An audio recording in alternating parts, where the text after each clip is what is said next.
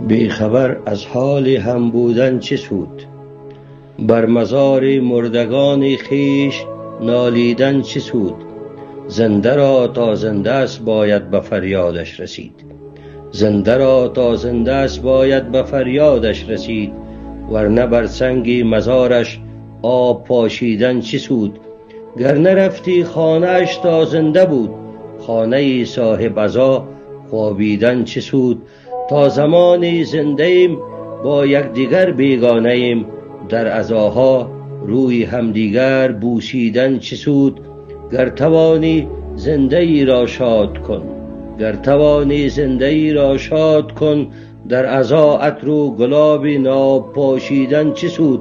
گر نپرسی حال من تا زندم، گر نپرسی حال من تا زندم، بعد مرگم گریه و نالیدن و زاری چه سود؟ زنده را در زندگی قدرش بدان، زنده را در زندگی قدرش بدان، ورنه مشکی از برای مرده پوشیدن چه سود؟